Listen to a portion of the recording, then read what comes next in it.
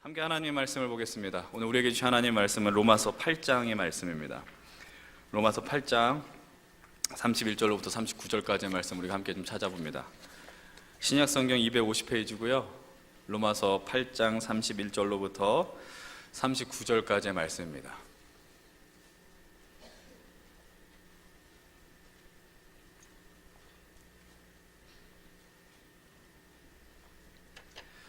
로마서 8장 31절로 39절까지의 말씀 우리 저와 여러분들 한 절 한 절 교독합시다. 제가 먼저 31절의 말씀을 봉독해 올리겠습니다. 그런즉 이 일에 대하여 우리가 무슨 말하리요? 만일 하나님이 우리를 위하시면 누가 우리를 대적하리요?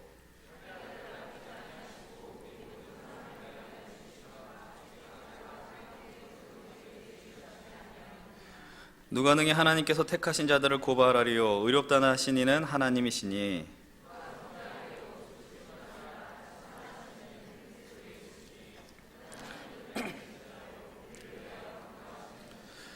누가 우리를 그리스도의 사랑에서 끊으리요? 환난이나 곤고나 박해나 기근이나 적신이나 위험이나 칼이랴.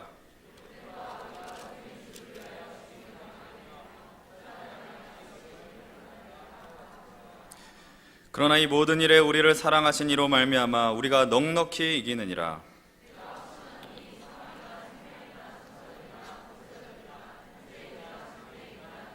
같이 봅니다. 높음이나 깊음이나 다른 어떤 피조물이라도 우리를 우리 주 그리스도 예수 안에 있는 하나님의 사랑에서 끊을 수 없으리라. 아멘.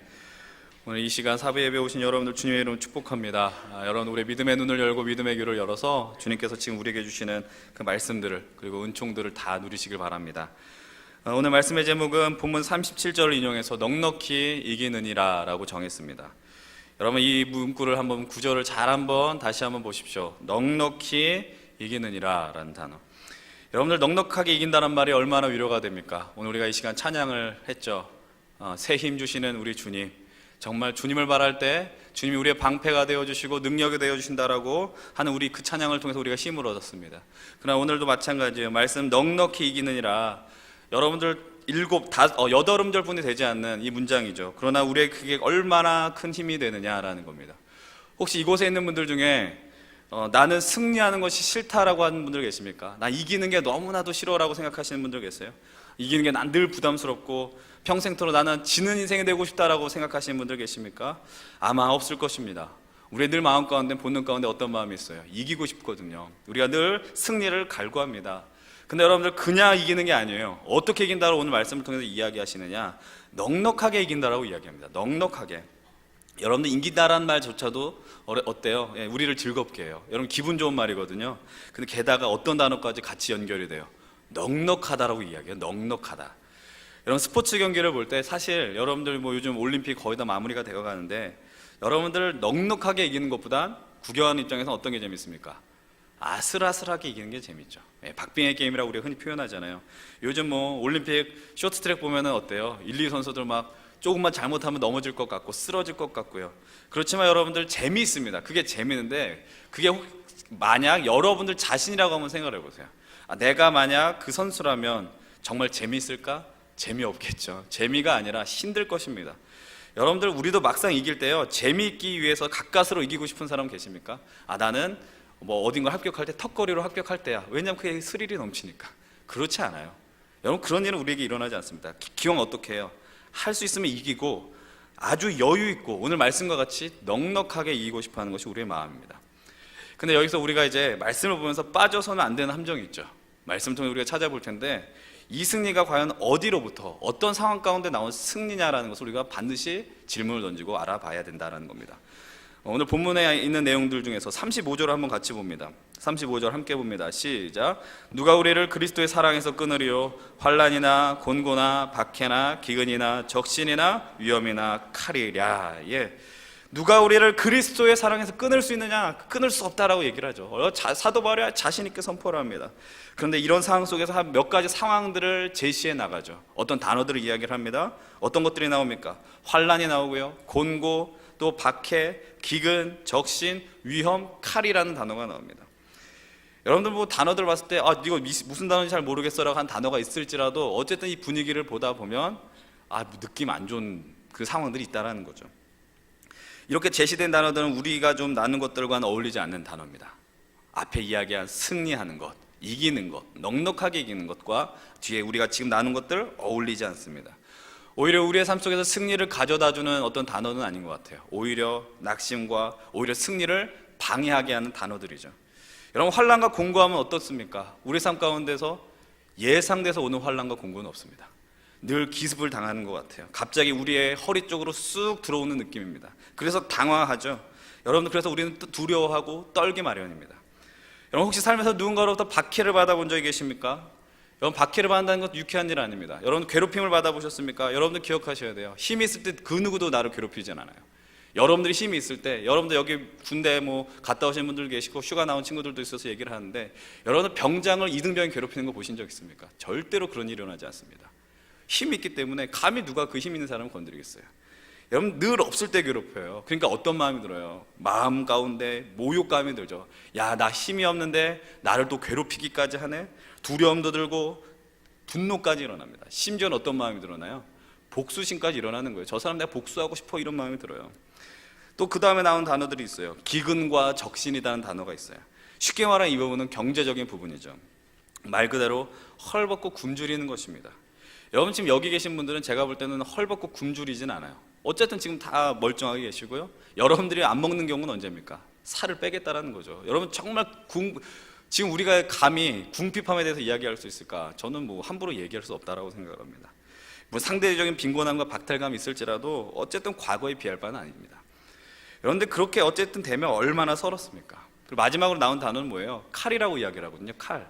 여러분, 어때요? 좀 무섭지 않습니까? 말 그대로 뭐예요? 살인의 위협이 있어요. 우리는 지금 예수 믿는다고 누구 여러분을 죽이려고 그래요? 그런 사람 없거든요. 사도 바울은 현실이에요. 칼이 현실. 네가 예수를 전하느냐? 복음을 전하느냐? 너는 죽느냐 사냐 그 기로에 놓였다라고 누군가는 협박하기 마련이다라는 겁니다. 여러분, 지금까지 이 나열한 단어들 한번 조금만 더 생각해 보세요. 쉽게 경험할 수 있는 상황들은 아닙니다. 그죠? 쉽게 우리가 삶 속에서 지금 여러분들 이 단어들 맛은 보지만은 쉽게 예를 들면 욥비나 아니면 룻기에 나온 나오미와 같은 상황 가운데 놓여 있긴 어렵습니다. 그러나 분명하게 말할 수 있는 건 뭐예요? 이런 상황 속에서 이런 상황들이 여러분들 이 땅에서 여러분들이 이 호흡에 그 호흡 숨이 멈출 때까지 난 이런 것들과 작별을 구하며 살 거야. 나는 나하고는 이 이야기들은 상관없는 일이야라고 할 수 있는 사람들이 얼마나 되겠느냐. 쉽게 경험할 수 없지만 그러나 방금 나열한 단어들과 나는 자유롭게 있을 수 있어라고 이야기할 수는 없다라는 거예요. 누구든지 박해나 곤고나 어려운 상황 가운데 처할 수 있다라는 거죠. 여러분, 오늘 사실 우리가 말씀을 딱 나누면서 어떻게 보면 말씀의 결론을 먼저 나눈 거예요. 여러분, 뭐든지 드라마나 영화나 기승전결이 있잖아요. 처음에 있을 때 서론, 본론, 결론이 있습니다. 결론을 이야기했어요. 승리한다라는 거죠. 중요한 얘기죠. 우리는 반드시 승리한다라는 겁니다. 그렇지만 그 과정과 배경들, 상황들 우리가 좀 같이 되짚어 볼 필요가 있어요. 다시 한번 말씀드립니다. 우리는 승리했습니다. 아주 넉넉하게 승리했습니다. 그러나 그 승리라는, 그리고 이기는 과정까지 나오기까지는 어떤 여정이 있었느냐라는 것 살펴볼 필요가 있어요. 우리는 늘 성공한 사람들이 열광합니다. 출세한 사람들, 여러분들이 앞으로 나갈 자리에 어떤 위인들, 정말 위대, 그 사람들의 성공담을 듣기를 원합니다. 그렇지만 그들이 얼마나 많은 대가를 치렀느냐, 눈물을 흘렸느냐에 대해서는 성공한 거에 비해서는 별로 이렇게 듣고 싶지 않아 하는 것 같아요. 왜냐하면 내가 그것까지는 담고 싶진 않거든요. 담고 싶으셔요? 정말 치열하게, 정말 아픔과 모든 힘든 것들, 그거 담고 싶지 않습니다. 여러분, 어떤 분야에서 탁월한 사람들을 볼 때요, 정말 이 결과물만, 이 결말만 보는 습관은 여러분 반드시 버려야 돼요. 그렇게 될 때 우리는 착각하게 됩니다. 어떤 착각을 하느냐, 나의 삶도 저렇게 핑크빛일 거야 라는 생각을 해요. 나도 저 사람처럼 될 테야. 중요한 거죠. 꿈을 갖는 건 중요한 겁니다. 근데 어떤 느낌이 들어요? 난 실패는 없을 것 같아. 성공과도만 달릴 것 같다는 착각 속에 빠지는 겁니다. 알기는 알아요. 우리들이 알기는 알지만, 실패가 있을 거라는 건 알긴 알지만, 그래도 나는 다를 거야 라고 생각해요. 얼마나 근거 없는 자신감입니까? 여러분, 모든 것을 긍정적으로 반응하면 좀 좋습니다. 나쁜 건 아니죠. 그러나 너무나도 어떠한 근거도 없이 무자비하게 긍정적인 것을 나가게 되면은 현실을 놓치게 되더라라는 거예요. 여러분, 그래서 우리의 시선은 이제 이 31절 이후의 말씀에서 중반부 쪽으로 좀 돌리려고 합니다. 14절의 말씀을 한번 보려고 그러는데요, 14절 15절의 말씀 함께 좀 봅시다. 로마서 8장 14절 15절의 말씀 함께 보겠습니다. 시작. 우리 하나님의 영으로 인도함을 받는 사람은 곧 하나님의 아들이라. 너희는 다시 무서운 종의 영을 받지 아니하고 양자의 영을 받았으므로 우리가 아빠 아버지라고 부르짖느니라. 아멘. 여기서 우리의 신분에 대해서 이야기를 하죠. 하나님의 영으로 인도함을 받는 사람은 하나님의 아들이다라고 이야기를 합니다. 하나님의 자녀다라는 이야기를 하는 거예요. 여러분, 그리고 또 뭐라고 이야기를 하느냐, 무서워하는 종의 영이 아니라 양자의 영을 받았다라고 이야기해요. 양자의 영이 되니까 뭐가 되느냐, 우리는 하나님을 아빠 아버지로 부르는 존재가 되었다라고 얘기를 합니다. 여러분, 무서워하는 종의 영이 뭘까요? 무서워하는 종, 나를 무섭게 하는 것. 여러분들 세번역, 표준 세번역에서는 어떻게 표현하냐면 이렇게 표현해요. 여러분은 또다시 두려움에 빠뜨리는 종살이의 영을 받은 것이 아닙니다라고 표현합니다. 여러분, 저는 이 표현이 우리의 삶을 정말 정확하게 대변했다라고 생각을 합니다. 여러분들, 심지어 여러분들 그래도 주일 예배 나오시잖아요. 어느 공동체에 속해서 있으시잖아요. 열심히 신앙생활하는 여러분들에게도 이것이 해당되지 않느냐라는 거예요. 우리가 말씀 가운데, 예배 가운데 나는 승리했습니다, 나는 새 힘을 얻었습니다라고 이야기를 해요. 그래서 기쁘다라고 이야기를 합니다. 그러나 일상으로 들어가면 또다시 반복이 되고 변하지 않은 내 삶의 환경 속에서 어떤 것을 경험하느냐, 방금 읽은 35절의 상황이 우리가 다 닥치게 되는 거예요. 물론 상황들 다 다릅니다. 강도가 다 다를 것입니다. 그러나 그런 것이 있을 때마다 우리는 어때요? 언제 은혜 받았느냐는 것처럼 또다시 영적 침체를 맛보게 됩니다. 그리고 두려워하고, 이런 일도 얼마나 많이 경험했어요. 지난주 우리 청년들 수련했습니다. 근데 또 그 수련의 감정이 계속합니까? 아니요. 여전히 또 내 마음도 상황이 있으면 두려움이 밀려오는 거예요. 이런 일들 얼마나 많이 반복했어요. 늘 회개할 거 또 회개하고, 절망에 빠진 거 또 빠지고. 여러분들, 그런데 바울이 분명하게 선언합니다. 우리를 늘 두려움에 빠지게 한 영의 지배를 받는 자들이 아니라 하나님을 아빠 아버지라고 부를 수 있는 그 자녀가 되는 영이 있다. 양자의 영을 받았다라고 선언하는 거예요.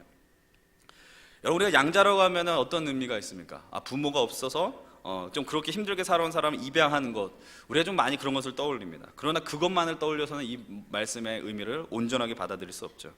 사실 여러분들, 우리의 믿음의 여정을 보면 참 고와 같습니다. 부모 없이 사는 것 같아요. 하나님을 아버지라고 부르지만 우리 멋대로 얼마나 많이 살으셨습니까?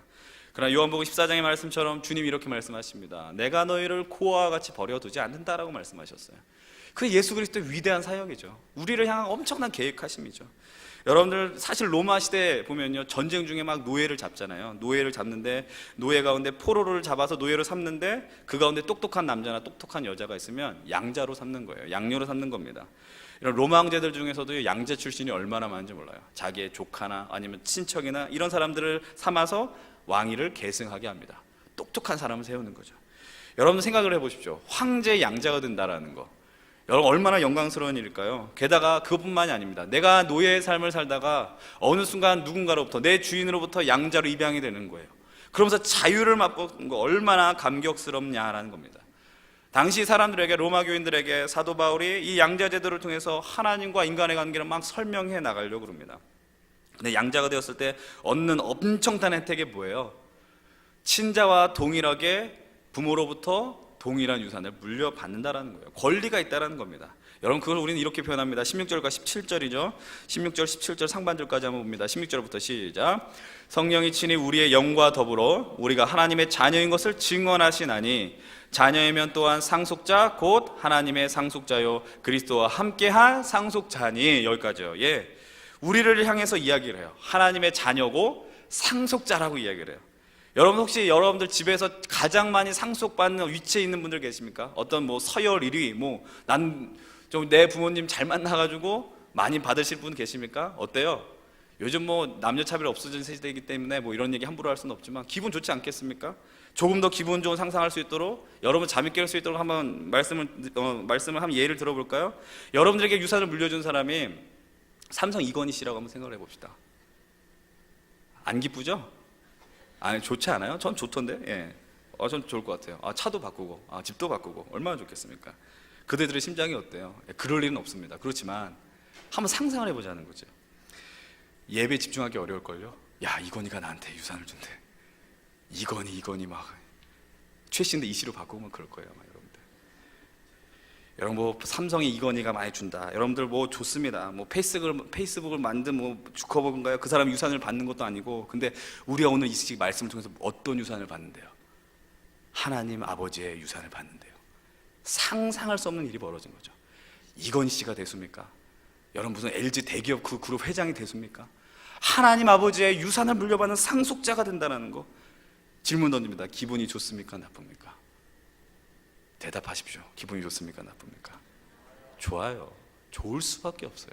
하나님 아버지의 유산을 받는데 당연히 좋고요, 행복해야 됩니다. 이야, 세상의 모든 것을 통치하시고 다스리는 분의 그 유산이 누구 거라고요? 바로 내 것이다 라는 겁니다. 말씀을 잘 봅시다. 17절을 다시 한번 보십시오. 여러분 17절은요 어떻게 읽으셔야 되느냐, 믿음이 없는 사람들이 보면 목소리를 크게 하면서 읽다가 목소리가 작아질 수밖에 없어요. 다시 한번 읽겠습니다. 17절 시작. 자녀이면 또한 상속자 곧 하나님의 상속자요 그리스도와 함께한 상속자니 우리가 그와 함께 영광을 받기 위하여 고난도 함께 받아야 할 것이냐. 아무 생각 없이 큰 소리로 읽으셨습니까? 위축되지 않으세요? 여러분들 처음에는 감격스럽게 읽다가 뒤로 갈수록 목소리가 작아지는 거예요. 영광을 받는 것까지는 좋은데 무엇을 함께 받으라고 이야기를 하느냐, 고난도 함께 받으라라고 이야기를 합니다. 이제부터 만감이 막 교차되기 시작합니다. 이제 막 한창 설교가 진행이 되는데 나가고 싶은 거죠. 설교자가 딴 데를 볼 때 나는 나갈 때야. 이 사람이 오늘 고난을 이야기하는구나, 고난이 영광이라고 이야기하겠구나. 여러분 혹시 이런 이들이 있습니까? 아니, 다른 질문을 할게요. 여러분들 정말 가슴에 손을 얹고 한번 생각해 보십시오. 지금 여기에 여러분들이 앉아있는 이유가, 예수 그리스도를 믿는 이유가, 이 예배당에서 찾은 이유가 나는 고난을 경험하기 위해 올 테야 라고 한 사람들이 있습니까? 정말 가슴에 손을 얹고 생각해 보십시오. 한 사람도 없을 거예요. 있을까? 없습니다. 혹시 정말 있다면 거짓말일 거예요. 그건 거짓말입니다. 사람들에게 설문했을 때 당신은 왜 종교를 갔습니까? 왜 신앙을 갔습니까? 요즘 가장 많이 나오는 단어가 뭐라고요? 대답이 마음의 평안입니다. 저 어떤 이생에 어떤 천국 가기 위해서 내세 소망을 가는 사람은 거의 없습니다. 물론 영원한 생명 소망하는 사람 있지만 그거는 격까지 지나지 않아요. 여러분 우리가 이 자리에 있는 이유는 다 다릅니다. 여러분 냉정하게 얘기하십시오. 다 다릅니다. 예수 믿는 이유가 있습니다. 그러나 제가 분명하게 얘기할 수 있는 게 있어요. 부정적인 것을 획득하기 위해서 이 자리에 나온 사람은 없습니다. 나는 고난을 받을 겁니다. 나 십자가를 질 것입니다. 나는 내 인생에 어려운 고난을 이렇게 나가고 싶습니다. 이렇게 나온 사람은 없을 거라는 거예요. 예수를 믿고 경제적인 게 더 어려워지고 싶습니다. 건강이 더 어려워지고 싶습니다. 인간관계 어려움을 맛보고 싶습니다. 없어요. 반대죠. 일이 풀리기를 원해요. 기뻐지기를 원한다라는 거예요. 지금 여전히 한번 여러분 생각해 보십시다. 가만히 한번 생각해 보십시오. 여러분들에게 지금 혹시 고난이라는 단어는 어떤 의미로 다가오세요? 고난이 무엇입니까? 여러분들에게 고난이란 무엇이에요? 여러분은 우리가 흔히 이렇게 대답합니다. 힘든 거요라고 이야기해요. 힘든 거요. 맞죠? 힘든 거죠.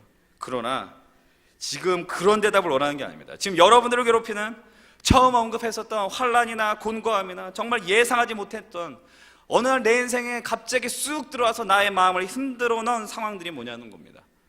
어떤 이에게는 경제적 상황이 될 수 있어요. 여러분 더 힘든 건 뭐예요? 잘 살다가 없으면 더 힘들죠. 차라리 없으면 모르겠지만 어떤 이에게는 자신의 좋지 못한 스펙이 그런 느낌으로 다가올 때가 있습니다. 어떤 이에게는 정말 치명적인 성품이 있어요. 그 성품 때문에 사람과의 관계가 늘 깨지는 거죠. 자기도 알지만 그게 어떻게 고쳐지질 않아요. 또 어떤 이에게는 뭐가 있습니까? 너무나도 낮은 자존감이 있어요. 여러분 참 답답하더라고요. 정말 뭐 멀쩡하게 생겼는데 그렇더라고요. 또 어떤 일이 있습니까? 여러분 농담이 아니에요. 아침마다 눈을 뜨면 대면에 된 자신의 얼굴을 보면서 고난을 느낀 사람이 있어요. 진짜로 있습니다. 여러분 다시 한번 제가 질문 던집니다. 여러분들에게 있어서 고난은 뭐예요? 여러분들에게 있어서 고난은 뭡니까? 어떤 분들 여기 청년들이 좀 있기 때문에 이런 생각하더라고요. 이렇게 나눌 때 고난이 뭐냐 대답을 못해요. 이게 우리의 한계라 그랬어요. 왜냐하면 인생을 잘 못 살아봤으니까, 많이 살지 않았으니까. 그런데 감사할 일이죠. 힘든 거 없으면 감사한 거죠. 그러나 제가 분명히 말합니다. 지금 그렇게 느꼈던 분들요, 5년 후에 10년 후에 이 동일한 질문 앞에서 지금은 말하지 않았고 몰랐었던 것들, 그러나 그때가 지나면 더 구체적으로 아주 스펙타클하게 반드시 이야기할 수 있어요. 나의 고난은 이러이러한 것입니다. 나의 환난은 이러이러한 것입니다.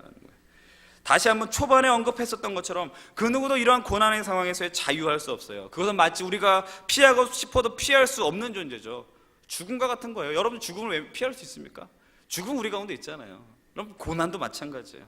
여러분들 그런데 한번 생각을 해보시죠. 내가 이렇게 남들 다 쉬고 피곤한, 좀 쉬고 싶은 이날에 하나님 앞에 예배하기 위해서 나왔고 내가 하나님 앞에 헌신하고 나왔는데 나를 기다리는 것은 하나님부터 물려받는 유산은 뭐다라는 거예요? 고난이라는 거죠.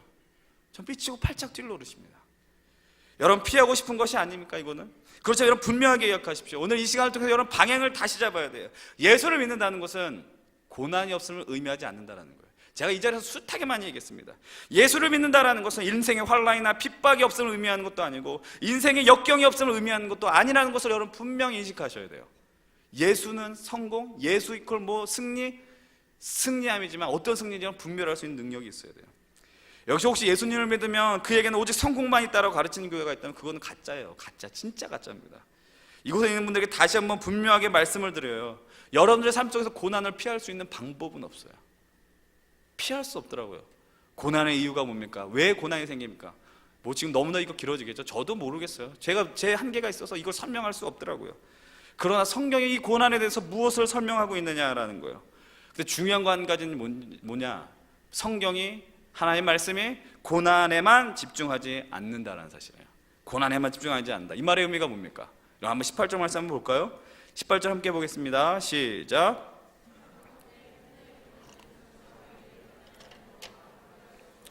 예, 현재의 고난은 무엇? 장차 나타날 영광과는 비교할 수 없다라고 얘기를 합니다. 현재의 고난은 우리에게 나타날 영광과 비교할 수 없다. 여러분 한번 생각해 보십시오. 여러분에게 고난과 역경이 옵니다. 근데 어떤 태도를 취하십니까? 고난과 역경이 막 몰려오기 시작하는 거예요.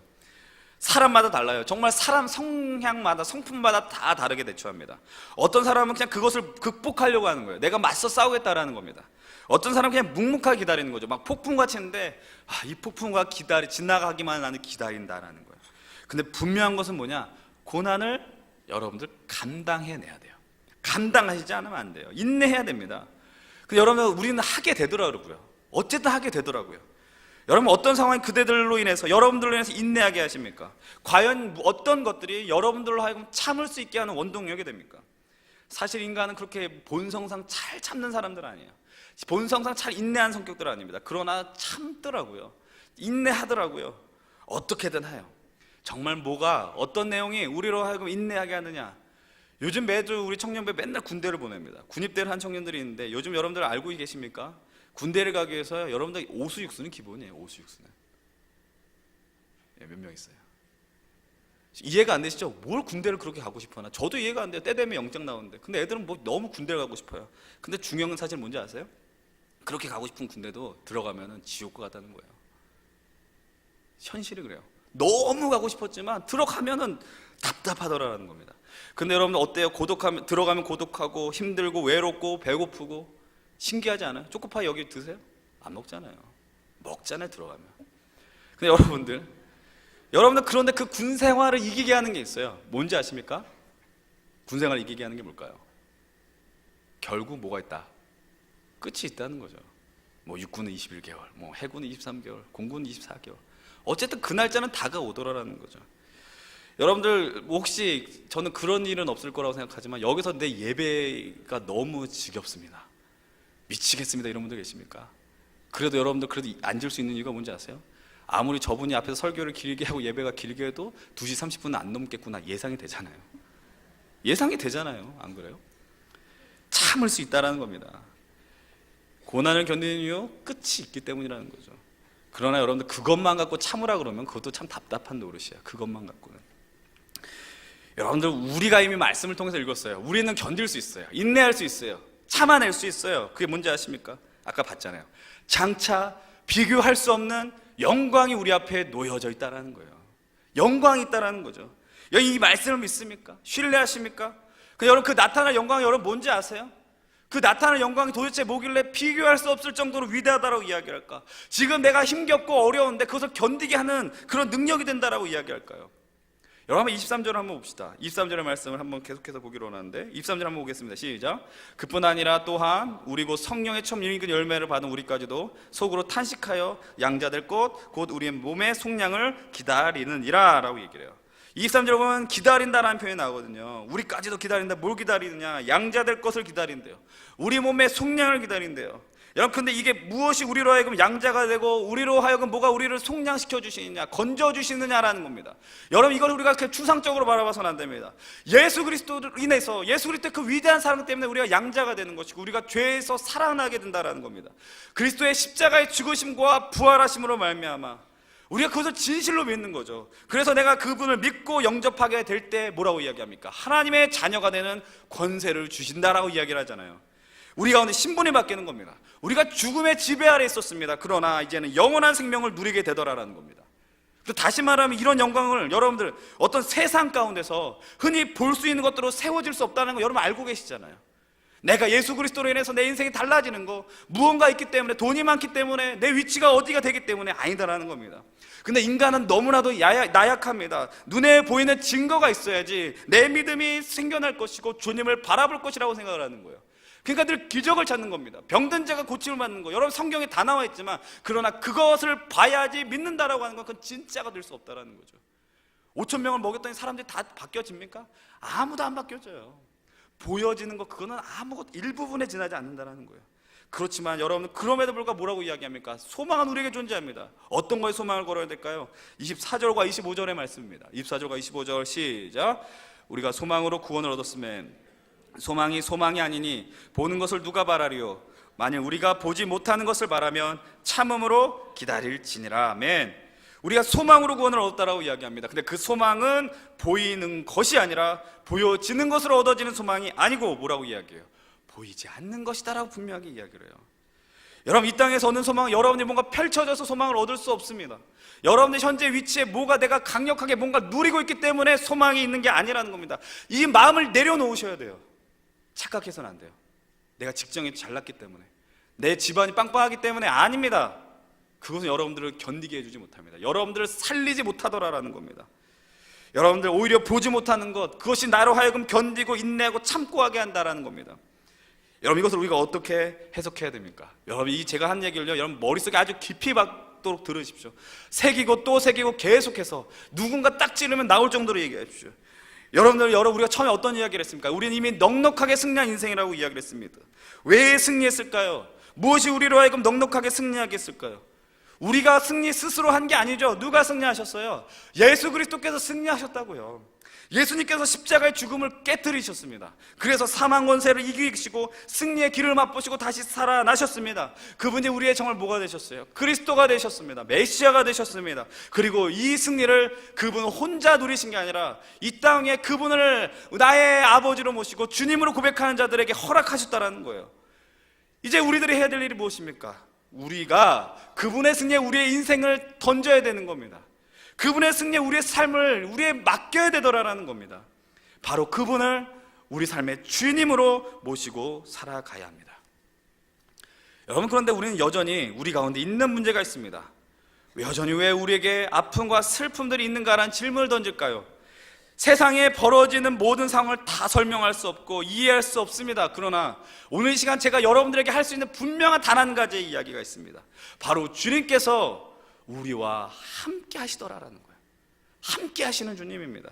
여러분, 다시 한번 그 17절을 보세요. 17절의 말씀 함께 봅니다. 시작. 자녀이면 또한 상속자 곧 하나님의 상속자요 그리스도와 함께한 상속자니 우리가 그와 함께 영광을 받기 위하여 고난도 함께 받아야 할 것이다 라고 말씀하세요. 이 고난을 여러분들 스스로 받는다고 잘난 척하지 마십시오. 여러분, 이런 인생들 얼마나 많습니까? 나 혼자 힘들어라고 이야기하는 거예요. 꼴 보기 싫어요. 얼마나 나약한 모습입니까? 여러분들 다 생각을 해보십시오. 여기서 힘듭니까? 안 힘듭니까? 질문 던지면 여러분 초등학생도 힘들다고 하는 시대가 되었어요. 다 각자 위치가 힘든 겁니다. 근데 여러분 보십시오. 나 혼자 힘들지 않다니까요. 여러분들, 이 고난을, 이 어려움을 누가 함께 하시냐? 예수님께서 함께 하시더라라는 거예요. 우리 삶의 고난의 자리에서요, 고난의 현장에 나만 있지 않아요. 주님이 함께 하시는 거예요.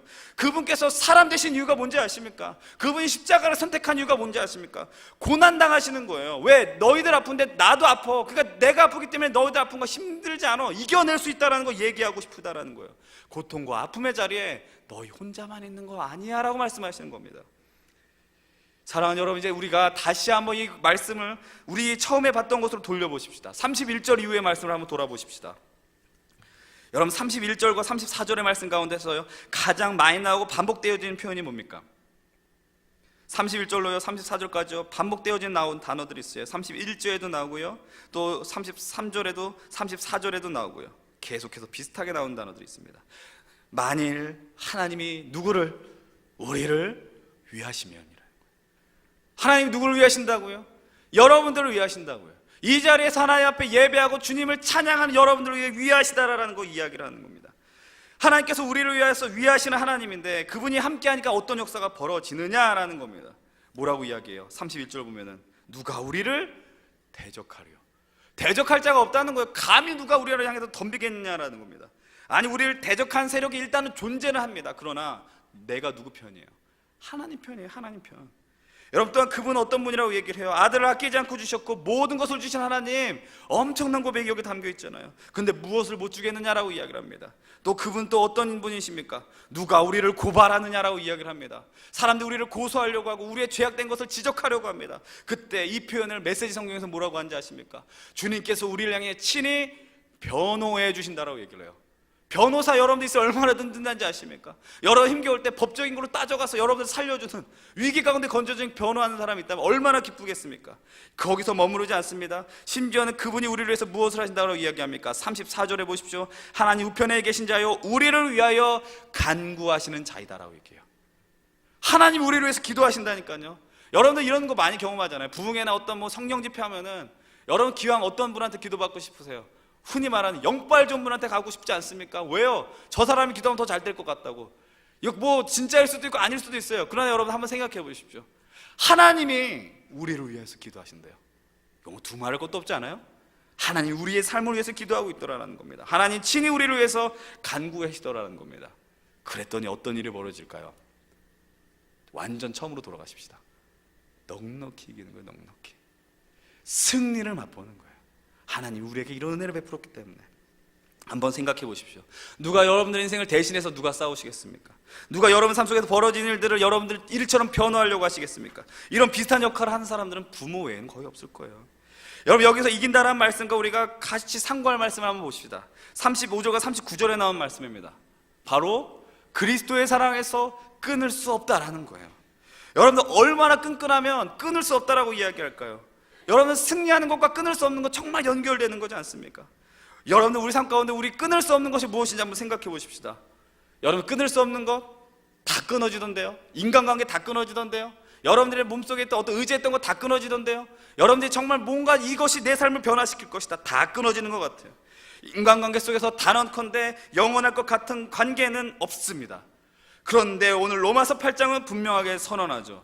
그 누구도 우리를 그리스도의 사랑에서 끊을 수 없다라고 선언하고 있는 겁니다. 이 관계를 망가뜨릴 수 없어요. 건드릴 수 없어요. 강력하게 선언하고 있어요. 과연 어떻게 하면 이 사랑이 끊기지 않을까? 이 말씀 묵상하다가 다른 본문에서 떠올랐습니다. 신명기 1장의 말씀이었어요. 제가 이 말씀을 어떻게 봤느냐, 사랑에게 옥하는 목사님 설교를 듣고 이 말씀을 다시 한번 묵상했어요. 여러분 다시 한번 우리가 봅시다. 우리가 좀 여기 표시를 하고 신명기 1장으로 한번 가봅시다. 구약으로 한번 넘어가 봅시다.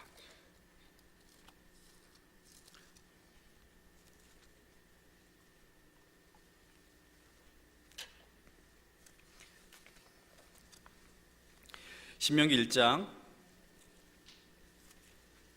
29절로 33절입니다. 여러분 눈을 번뜩이면서 같이 한번 봅시다. 29절부터 33절입니다. 함께 보겠습니다. 시작. 내가 너희에게 말하기를 그들을 무서워하지 말라, 두려워하지 말라. 너희보다 먼저 가시는 너희의 하나님 여호와께서 애굽에서 너희를 위하여 너희 목전에서 모든 일을 행하신 것 같이 이제도 너희를 위하여 싸우실 것이며, 광야에서도 너희가 당하였거니와 사람이 자기의 아들을 안는 것 같이 너희의 하나님 여호와께서 너희가 걸어온 길에서 너희를 안으사 이곳까지 이르게 하셨느니라. 이 일에 너희가 너희의 하나님 여호와를 믿지 아니하였도다. 그는 너희보다 먼저 그 길을 가시며 장막 칠 곳을 찾으시고 밤에는 불로 낮에는 구름으로 너희가 갈 길을 지시하신 자이시니다. 여러분들 이 말씀 가운데 눈에 들어오는 단어가 뭡니까? 31절 말씀 아니에요? 하나님께서 당신의 백성을 어떻게 하셨다? 안아주셨다라고 이야기합니다. 안아주심. 이 안아주심이라는 단어가 떠나진 않았습니다.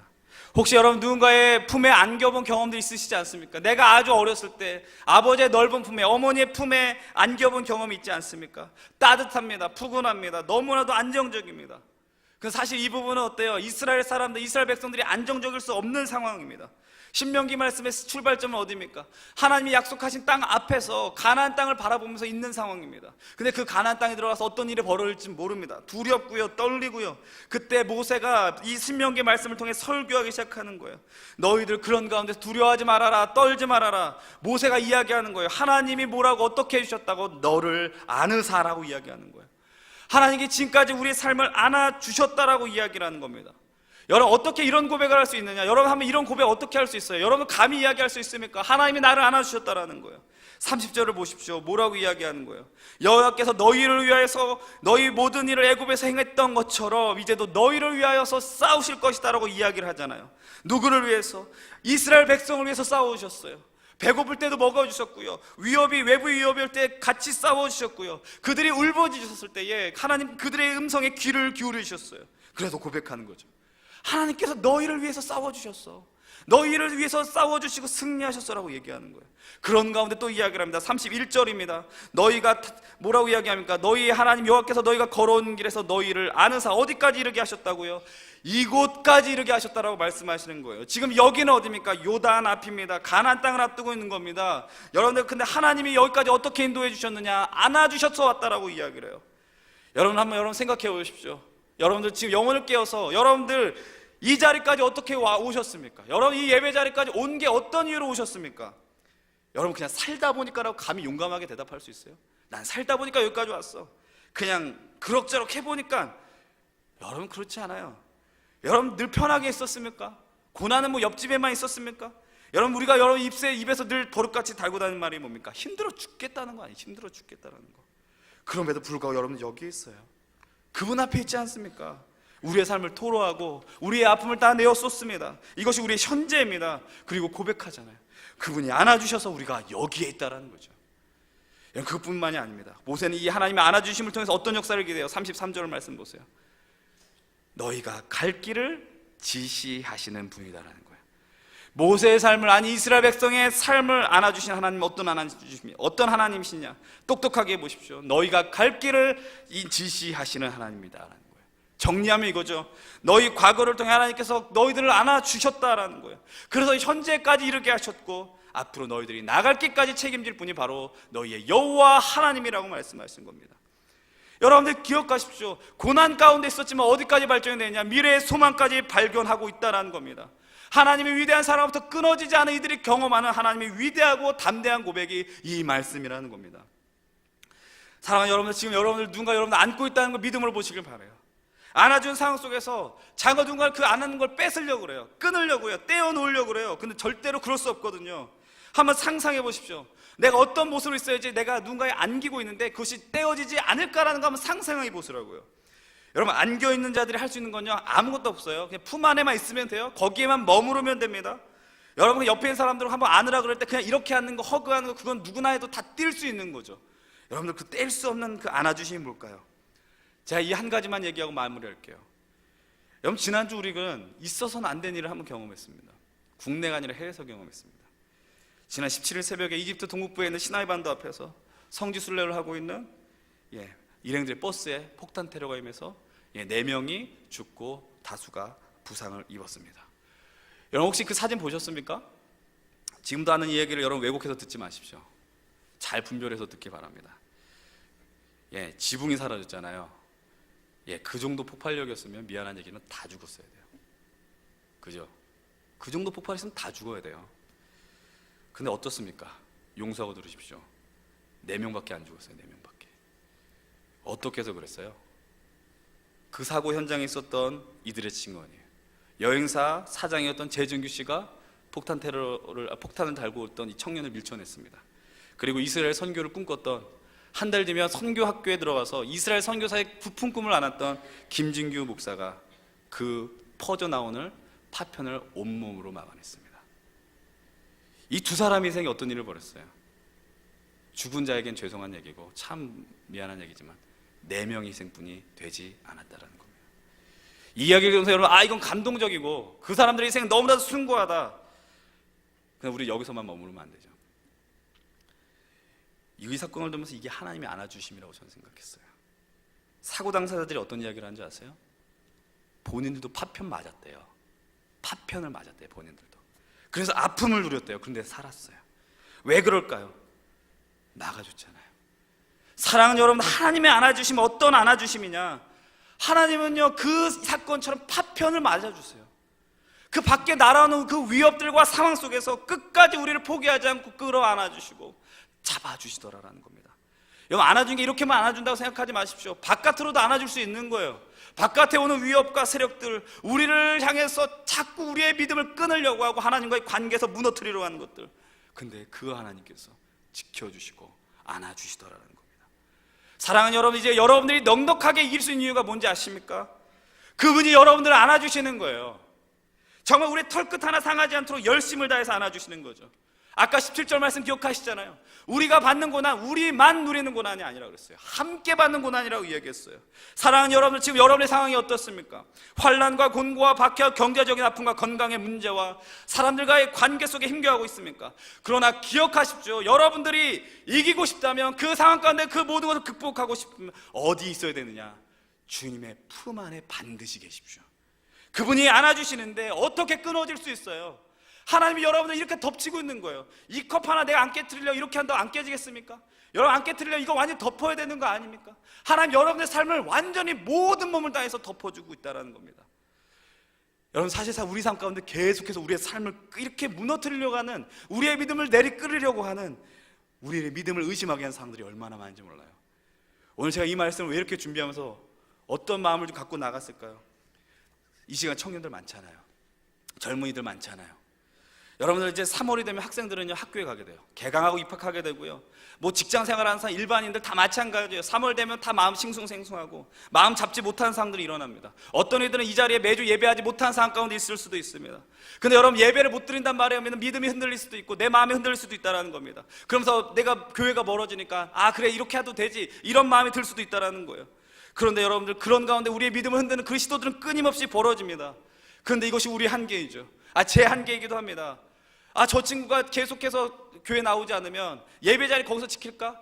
심지어는 군대 보내야 될도 걱정되던데요. 군대가 바로 그 옆에 교회가 있음에도 불구하고 예배 드리지 않을 것 같은 두려움이 있던데요. 여러분들 걱정되고 하지만 새로운 삶의 자리에 도전이 오는 그 가운데 경험되어지는 것도 고난들 뿐만 있잖아요. 내가 지금 세상 속에서 학점도 따야 되고 스펙도 따야 되고 취업 자리에 힘겹고, 근데 여러분들 그것을 놓치지 않았으면 좋겠어요.